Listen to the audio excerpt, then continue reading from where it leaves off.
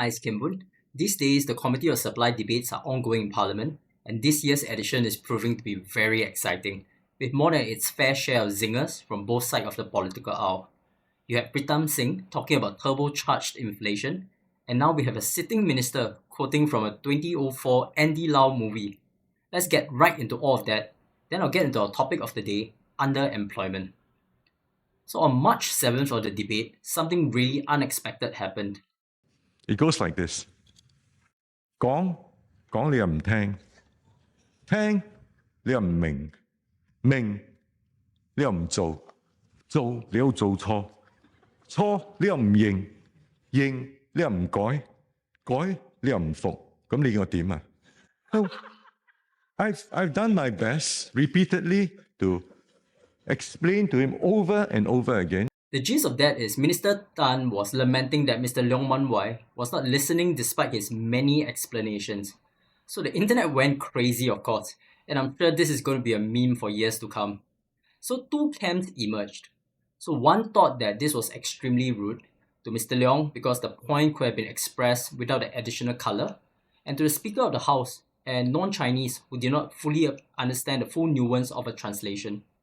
So Mr. Leong actually summarized most of their sentiments on his Facebook page. 難怪嘅，部長佢高高在上，邊度會了解到人民個生活困難呢？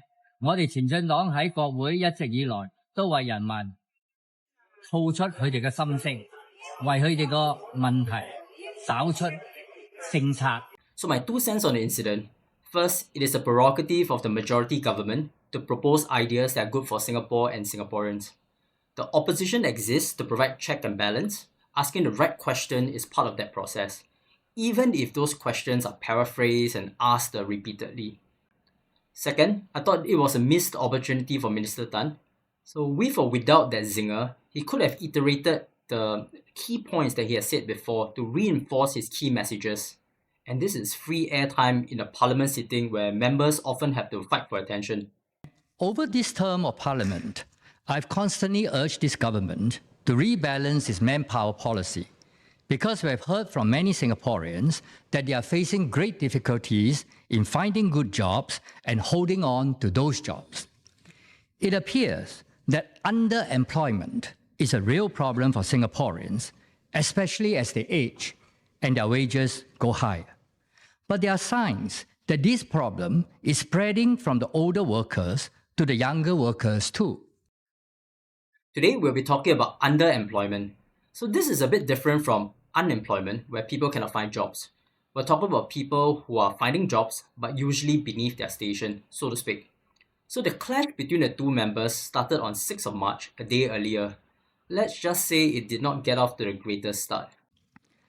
As I majored in economic statistics and econometrics in university, I know quite well that each economic statistic has its limitations and must be applied carefully to draw conclusions. Statistics can also be misused to paint a wrong narrative. I take note that he's trained in econometrics, he's a statistician, but please do not underestimate the power of the entire team of government economists, scholars, government statisticians who are monitoring this for many, many years, many decades. Okay, but there are areas of agreement between them, at least on the definition of underemployment. There are broadly two kinds of underemployment. The first is what you call a time-related underemployment. Under the definition of our employment statistics, a worker is considered employed even if he has worked for only 1 hour per week. If it is not by choice, such a worker is obviously underemployed.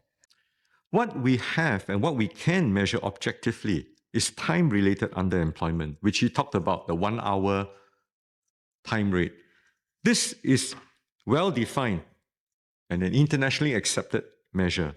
That means persons working part-time but willing and able to engage in additional work. So this is when we start to get into schematics. The keywords you should take note here is that this kind of time-related underemployment is well defined and measurable. So next, you're going to hear about another form of underemployment, and this is called skills-related underemployment. A professional may also be underemployed when he is overqualified for the job based on his training and education. For example, a former senior vice president of a bank who is forced to work as a Grab driver after being retrenched is seriously underemployed. This is skill-related underemployment.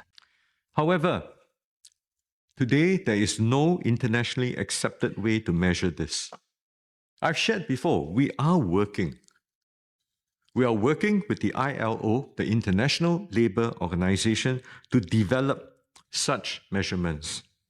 But this international collaborative process will take time. Okay, this group of folks under skills-related underemployment, I think this is a real emerging concern. So at the national level, these folks are qualified and able to generate productivity for the country, especially since the government is concerned with the problems of low fertility and aging population. So being able to measure this group is arguably key to a solution to our nation's productivity problem.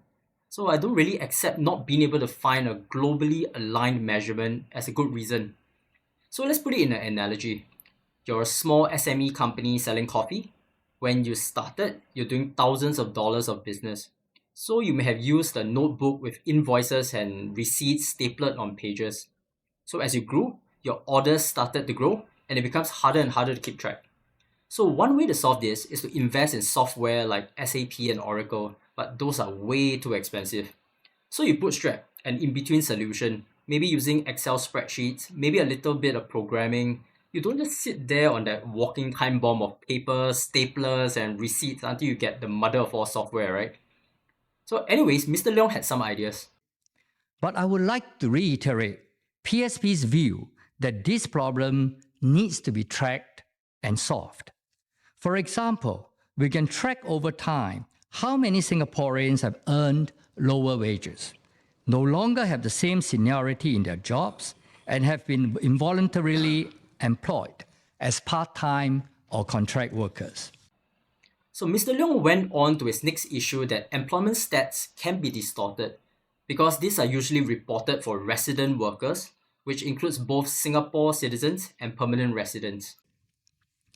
Most labour statistics in Singapore are reported at the resident level. The resident classification includes Singaporeans and PRs. These statistics can therefore be distorted when the residency status of workers changes from work pass holders to PRs. Okay, so what Mr. Leong basically meant, let's use another analogy. Say you have a family with 2 dogs and you are so happy with this. And one day, one of your dogs fell really ill and died. So your best friend heard about this terrible news. He knows that you love animals, so he got you 2 cats as a replacement.